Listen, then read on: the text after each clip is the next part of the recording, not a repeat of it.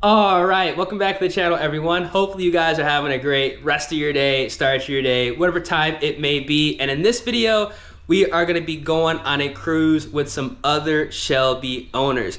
There's gonna be a bunch of Shelby GT350s, GT500s, dark horses, Mach 1s.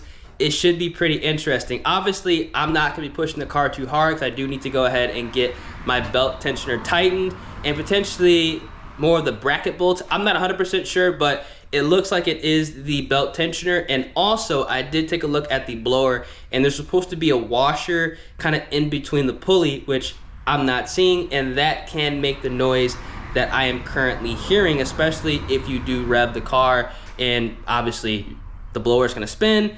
It's gonna make a little bit of a weird, like, rattling, creaking noise. So we're gonna get that situated tomorrow. Today is Sunday. So if you guys enjoy the content on the channel, feel free.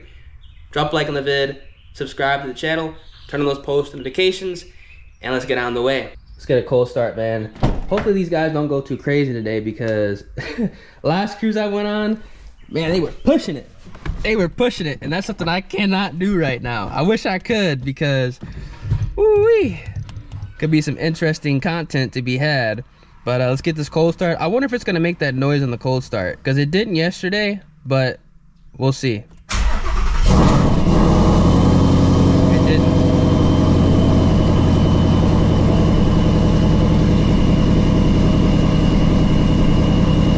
Alright. I'm gonna have to get gas too, I think, because I got like a 30-ish minute drive to the meetup spot, and then it's supposed to be like a damn near 40-minute cruise, which is pretty interesting.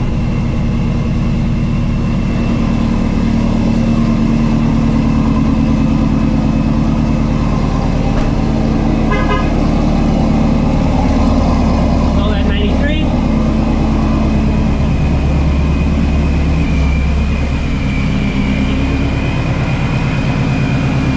I'm gonna get that bumper situated tomorrow or Tuesday as well. So yeah, we're gonna tackle a bunch of stuff.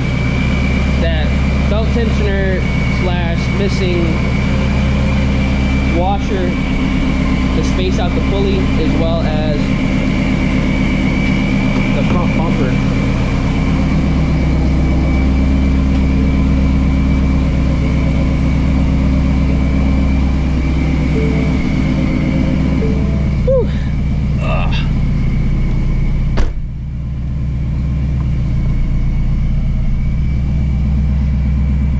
Bullshit. I'm gonna get that tire light showing up in a second, but I'm gonna let the car warm up and then I'll catch you guys when we're closer to the gas station. All right, we're headed out to the gas station. There's actually a pretty crazy C7 Z06 behind me with like a camo. It's like a digital camo wrap. I was like, you know this guy plays Call of Duty, because ain't nobody put a camo wrap like that on their car that doesn't play Call of Duty. I hope he pulls up. I hope he pulls up. Do not get on the toll road, please. I want him to pull up. Oh, he didn't get on the toll road. I'm gonna drive slow. I want this guy to kind of pull up. I'm really curious to see what you guys think of this wrap. He'll eventually pull up, because I'm telling y'all right now, this guy 100%, oh, here it comes. This guy 100% plays Call of Duty. Real shit. Look at this. You probably think I'm trying to race.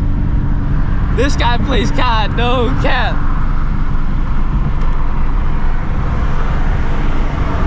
This guy 100% plays COD. That thing looks cool. I ain't gonna lie. Don't tell me, that literally is a wrap from Call of Duty. That's pretty sick.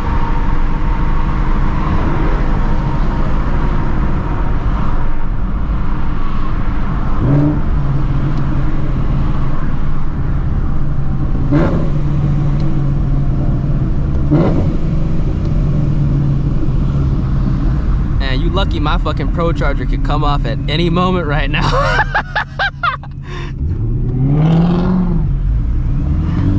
His exhaust tips are loose too. Shit, we both got loose parts on our car. Fuck! Ain't that a bitch?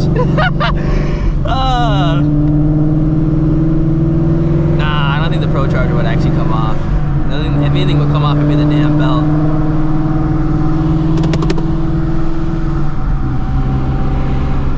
That's pretty dope though.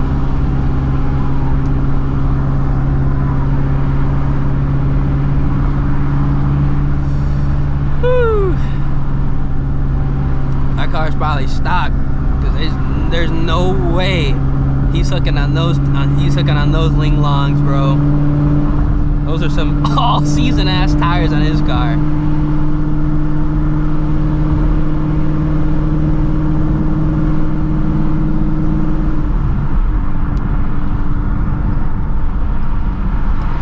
That should be funny. I've actually never seen that C7 around.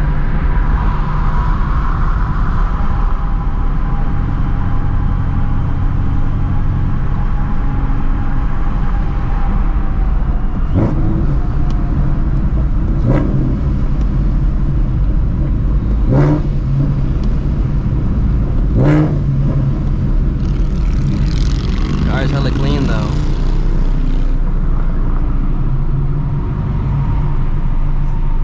That hoe popped the U-turn on me. He definitely wanted to go ahead and drive up behind it.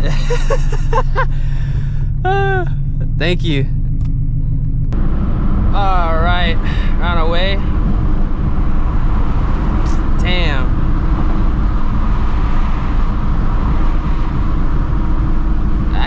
That cop had the cowboy hat on and everything. Ooh, that truck is smoking. You need to get the fuck off the highway, bro. Y'all see that shit? That's dangerous, dude. He needs to get off the highway, man.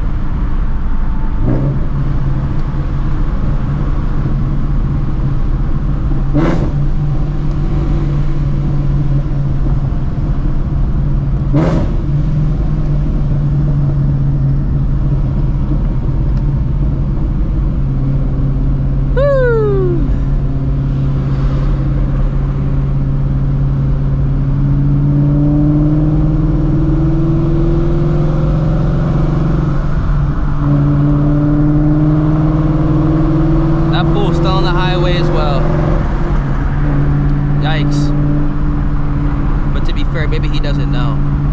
I don't know. I'm kind of late to this meetup spot. I hope it's actually like, I hope I'm going in the right direction. I really do. And I just shaved off like half of the commute. I really do, man, because it's gonna be real bad if I pull up and there's nobody there and they've already left. Then I'm going home, big sad.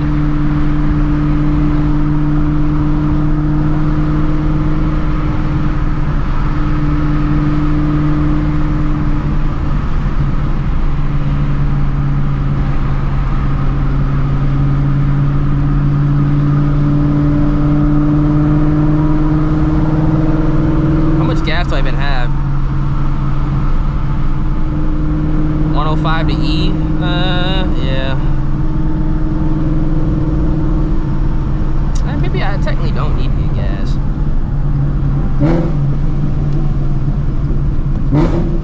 Technically, I don't need to. Oh, it's dead today too.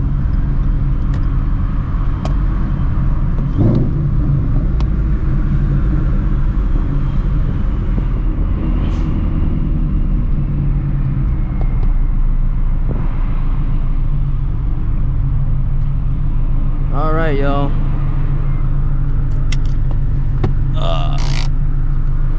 About to put a 20 in her, and we'll be on the way.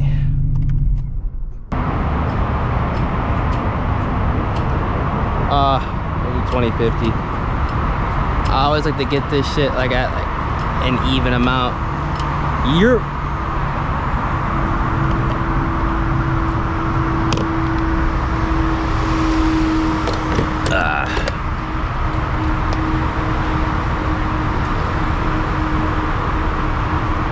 Yes, I want my receipt.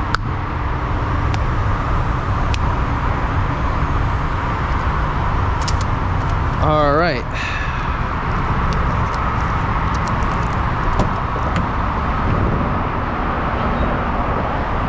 I probably should get a water though, because this is about to be like a 45-minute cruise. So let me go ahead and actually Let me go ahead and do that first, y'all. A few moments later. All right, about to head out. There is a high chance that when I get up here, they gonna be gone. Like a pretty high chance, but hey, it is a beautiful day. I'm honestly down for a cruise, so it's all good. But there is like a high chance that these fellas are gonna be gone. Worst case scenario, I'll just meet them up at the I guess like the spot we're gonna go eat at, or where I guess where people are gonna go really drink at. I don't drink alcohol. It just doesn't really, I don't know, like drinking, I got all that out of my system very, very early on. And what I mean by like very, very early on, like on my 21st birthday, like I got really, really like wasted in the safety of my own home. But it was like, that's enough. You know what I'm saying? Like, you ever get drunk to the point where it's just like, yeah, fuck this. You're waking up like 3-4 times, just throwing up, the wicked hangover. And I had to literally work the next day, so it was like, it was terrible. So I was like, you know what? Nah, I'm not doing this again. And I really haven't drank ever since then. I don't really even care to. Like, just the smell of just like vodka, it just does not sit right with me, man. That's why whenever I go to like a spot that like, you know, they sell alcohol, I'm that dude that gets like a Coke or a Pepsi or a Dr. Pepper. I always get made fun of, but you know what I'm saying? I'd rather be sober and not throwing up than you know, drunk. Fuck that. It ain't worth it. And plus the price of alcohol is crazy expensive. Like it's like that stuff's really expensive now. Like,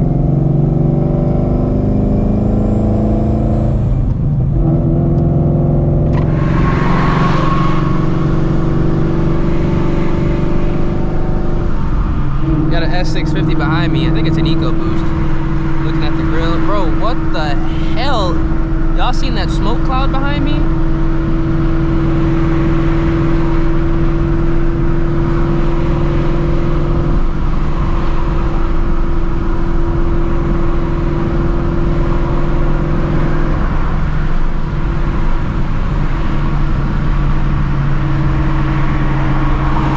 Oh, it's a 5.0, hell yeah. Holy fuck!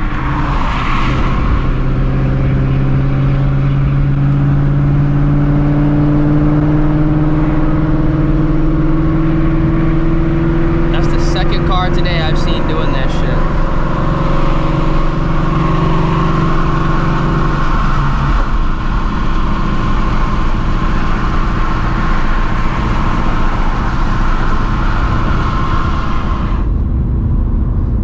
I have to say, and he's pushing that thing too.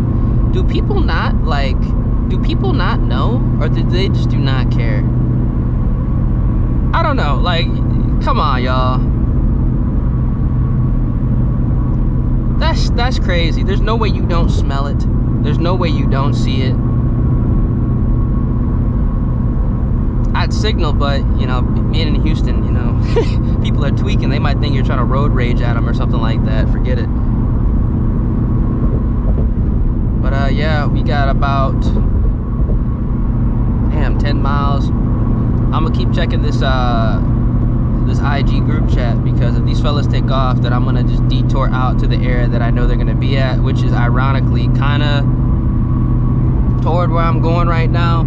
And I'm gonna be real upset if that performance pack S650 ends up being at the same spot that I'm at, and he's probably going where I should be going right now, no cap.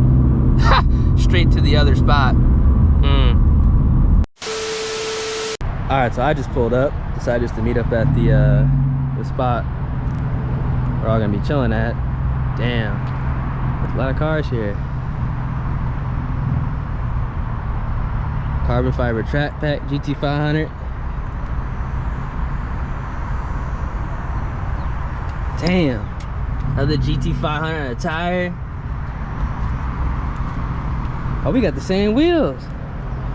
Literally. He just has a V-lock on his. Another GT500. If you know, you know. This is the guy that blew my fucking doors off. Shit. We got a GT350. I'm almost positive this is a Whipple car too. Another GT350. This is a Whipple car, I know that for a fact. Damn. On the R2s. And GT500. Carbon fiber trap pack GT500. And a dark horse. This is a 10 or 80 dark horse. I know it has headers on it too. This shit sounds good. Fuck, bro.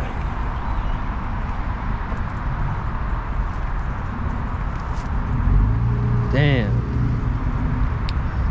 I wish I could park up, no cap. That would have been a crazy shot, but not bad. One eternity later. All right. We are headed out of here.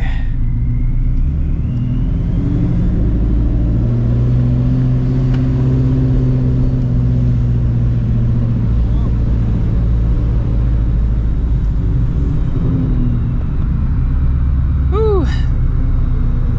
Wonder if my belt tensioner is gonna start making some noise. Hopefully not. That white GT500 just took off. I want to wait till my car dropped idle. Sucks that I really can't push the car too hard right now. Gotta get that looked at tomorrow.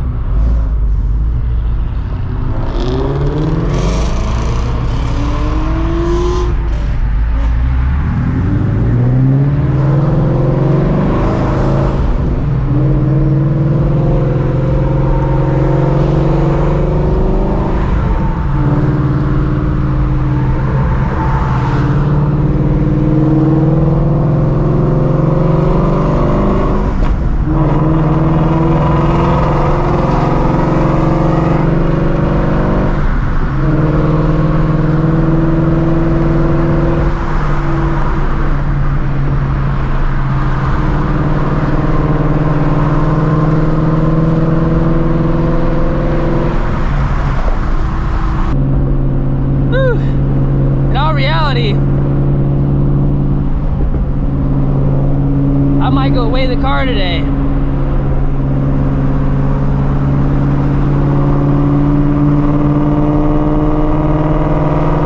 Because I originally went ahead and planned on getting a cruise going, but since that's not gonna happen, I might go weigh the car. Why not? Because I was gonna do that tomorrow, but obviously I gotta drop the car off. I'm gonna go weigh the car today. I'm pretty sure that weigh station should be open. You know what I'm saying? It's a Sunday. You know what I'm saying? Trucking, it don't stop. You know? Money don't stop, so I'm pretty sure that that weigh station is open for business. It should be, because wouldn't it make sense for a trucker to weigh their truck, park it up at a truck stop, and then continue their, you know what I'm saying, continue their day?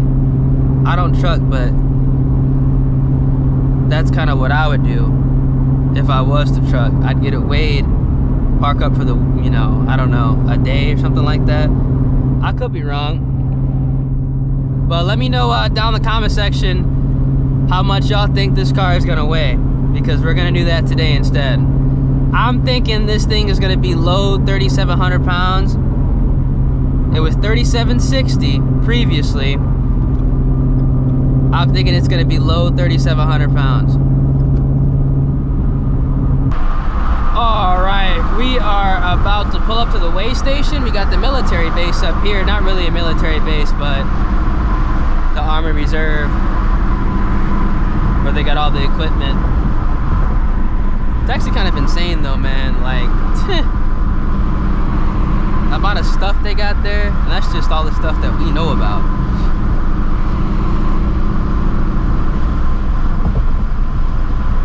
Not really, oh,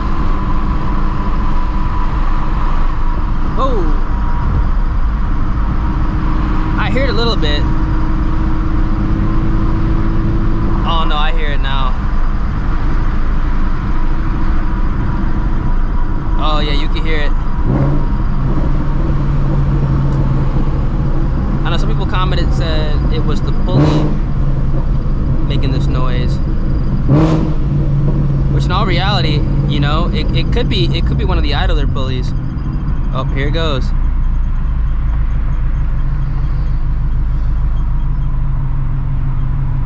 People are saying it was the idler pulley, which it could be, because that idler pulley, it looked like it had like the belt, it still had like the belt marking on it.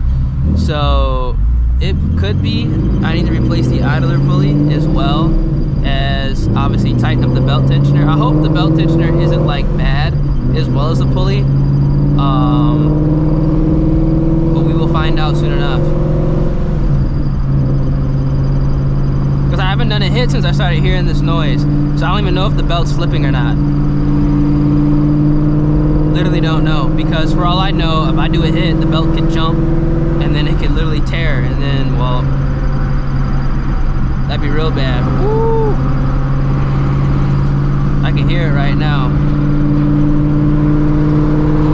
It only really starts to do this after I drive the car, park it, and then get back in it. Then it starts to make the noise, because like it wasn't making this noise when I was on the way to the spot.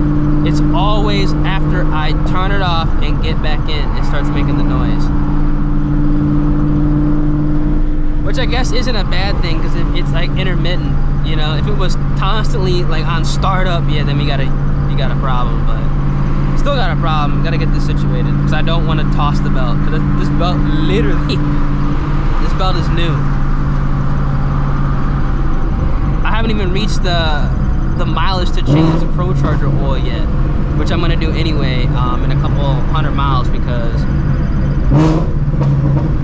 I have nearly 2,000 miles on this oil. So I'm gonna change the engine oil and the Procharger oil at the same time, because it's gonna go to Bomberas. I mean, it's no point. There's really no point changing the engine oil and then having to come back in like what, 500 to 1,000 miles for the Procharger oil.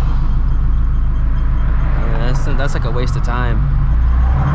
That's like an hour to drive up there, an hour back. Fuck that. That's like 2 hours of my time wasted. I can just do it all at the same time. And I already have a bottle of Procharger oil too. They sent like 4 bottles. Ooh, this thing is singing. And then it goes away with more speed, but it's supposed to do that.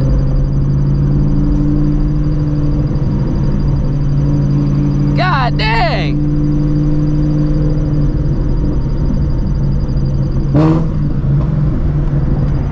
And this joint could be closed. Yeah, you guys can hear it. What if the scale's closed? Oh, that'd be bad. This is probably the most dead I've seen this truck stop, but it's a Sunday though. Jesus, y'all. Man, for all I know, the scale could be closed. There's probably no way it is.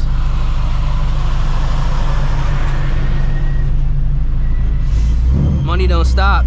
Shipments don't stop. Dude, this is loud as hell.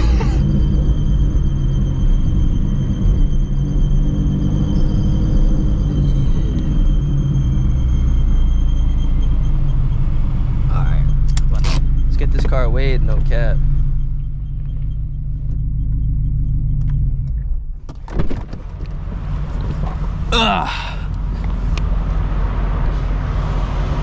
I should probably move it up a little bit. I bet you people wonder, like, why do people do this stuff?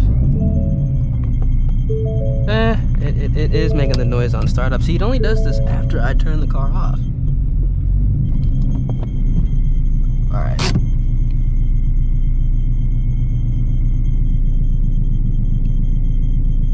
Oh, I'm on the scale. I can feel it move.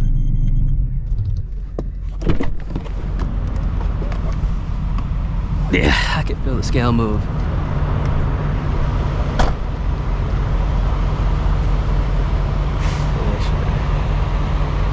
Make sure I'm off of it. Hi, first way, right? First way.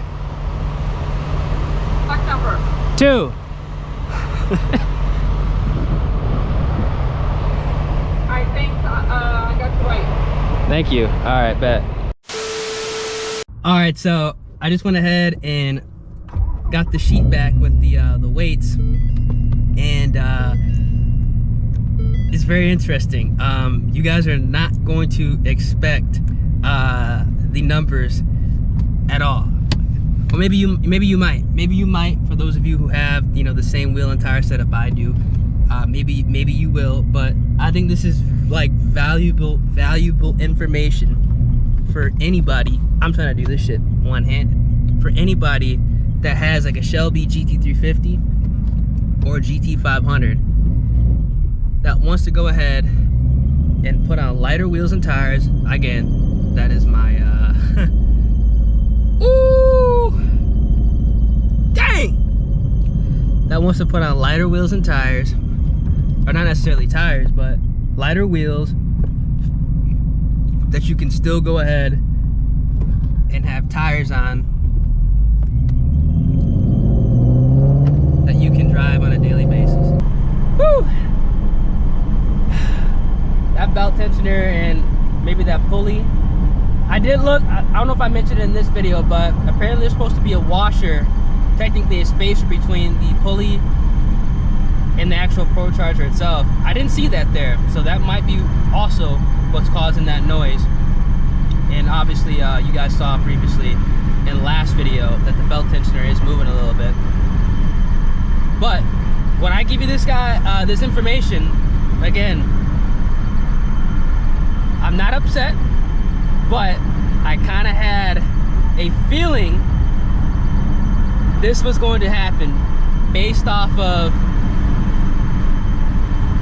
what I learned when I put the NITTO tires on the 2-valve compared to the Toyo Proxy TQ that I had on previously. This is really good information for y'all, man, because not that many people are going to be speaking on it.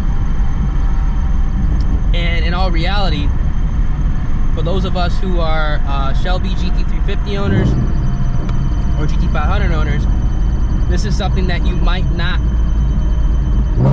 actually ever think about, but it's good information to have depending on how you're going to use the car. Like, very good information to have depending on how you're going to go ahead and use the car. And I think a lot of you guys are going to value this. So let me go ahead and actually get this car to the house, because this squealing is kind of annoying. Next time I drive this car, it's literally going to be to the shop, so I can be like, hey, what the heck is going on? All right, so we're back at the casa, and whew, you guys are not going to believe how much this car actually weighs. Now, recap. Before, my Shelby GT350 weighed 3,760 pounds. That was with the stock wheels as well as a Mickey Thompson ET Street SS tire in the back, stock diameter. So I had on 295 35 19-inch tires in the front and a 305 35 19-inch tire in the rear. Now, after going ahead and swapping out the stock wheels as well as the tires and putting on some WELD BELMONT wheels, these are not the fully forged wheels because they do not make the fully forged wheels to clear the Brembo brakes. I have a 20x8 in the front with a 255 35 20-inch NITTO NT555 G2 in the front, and I have an 18x10 WELD BELMONT non-beadlock in the rear with a 305 40 18 NITTO NT555 R2. The car weighs 3,760 pounds. So the car weighs the exact same as it did with the stock wheels and tires. Let me go ahead and explain exactly how that's still possible. Now here are the two different cat scale weights. This is stock wheel and tire. Obviously the car was on a different part of the scale, but it's still going to be accurate. And here is the new cat scale weight with the WELD wheels as well as the NITTO tires. Pretty interesting data here, because I know a lot of people are not going to go ahead and test this. They're just going to automatically assume, okay, I have lighter wheels, the car's lighter, and go on about their day. There's some things you actually have to do as well if you want to see weight reduction at all or the maximum amount of weight reduction. Now, before anybody asks, am I personally upset about this? No, because there's a lot of other factors that goes into obviously getting lighter wheels and different tires, and I'm gonna go ahead and explain that right now. Now, if you are tuning into the channel, this car is not a race car. This is a car that I like to do everything I possibly can with. I like to take it on cruises, take it to Cars and Coffee, take it to the grocery store if I want to, and then obviously take it to Mexico. Now, on my Shelby GT350, I have NITTO NT555 R2 tires in the back, and I also have a NITTO NT555 G2 in the front. Typically, people who go ahead and put on WELD wheels or any type of lighter wheel on their car, they're gonna go with a bias ply tire in the back as well as the front to go ahead and complement the weight reduction from running a lighter wheel. Now, because this isn't a race car and I like to drive it around, and if I get caught in the rain, having a bias ply tire would not be a good time whatsoever. That's why I went with an actual tire in the back and a full-size tire in the front. Now, from experience, because I noticed this with my old black 2 valve, and I want to go ahead and confirm that with the Shelby GT350, the NITTO tires themselves are going to be on the heavier side. Even though this is an 18-inch NITTO tire, it weighs very close to the 19-inch Mickey Thompson ET Street SS tire. And the 20-inch tire, even though it is a skinnier tire than the Michelin Super Sport that was on the stock wheels, the weight difference really isn't there whatsoever. Obviously, because it is a 20 versus a 19, there is going to be some discrepancy there. So I want to go ahead and put that out. Now, what we did gain by going to the NITTO tire as opposed to the Mickey Thompson ET Street SS tires is we now have a tire that theoretically is going to be more streetable, and because we have more sidewall, we're on a 40 versus a 35, we should be able to hook up. Now, I have not done any hits in this car because I have to go ahead and get my belt tensioner tightened up, but we should be able to hook up. We'll be able to tell once I go ahead and get that belt tensioner tightened up, and obviously when we go ahead and increase the horsepower to around 850, if these NITTO NT555 R2s are the real deal, which I'm pretty sure they are the real deal at that horsepower level. On my previous car, they hooked up perfectly fine, 30-degree weather, in a low 3,000 pound car that weighed, well, obviously weighed 3,000 pounds, but made 600 horsepower. So that's something that you have to think about when going ahead and matching up lighter wheels and tires. Or in my case, lighter wheels and theoretically potentially heavier tires on the vehicle. Now, I am going to add that my Shelby GT350 today has a little bit more gas in it than when I originally weighed it with the stock wheels and tires. So that is going to play a part in the overall weight as well. And also, I do know cat scales can be a little bit inaccurate for the lower weight vehicles. Obviously, it's built for trucks, but for the most part, we are gonna get, you know, an accurate weight representation on how much the car, you know, does weigh. Obviously, horsepower to weight, it was pretty spot on with the black 2 valve Mustang, and with the Shelby GT350, I haven't dragged it in a while, because when I first dragged it, I did have an issue with a vacuum leak, but the car, for the most part, is performing how it should. And also, at the end of the day, can't lie, the car looks better on the welds than it did with the stock wheels and tires, so that's going to be a massive W. But this is some pretty interesting information. I had a feeling that the weights were going to be very, very close to each other. just based off the tires that I did go ahead and put on this car. But again, the NITTO R2s are going to be a little bit more streetable than the ET Street SSs. For whatever reason, if this car does not hook up with these R2s, which I will be very, very, very surprised if it doesn't. They do make a Mickey Thompson ET Street SS in this same size, and we will be switching right to those. And obviously, if that is going to be the case, I'm not going to recommend the R2s whatsoever, because not only are they not really a weight save, but they're just inferior to the Mickey. So hopefully this car hooks up at the current horsepower that it's making right now, around 700 wheel, and then when it makes 850, let's hope that it does hook.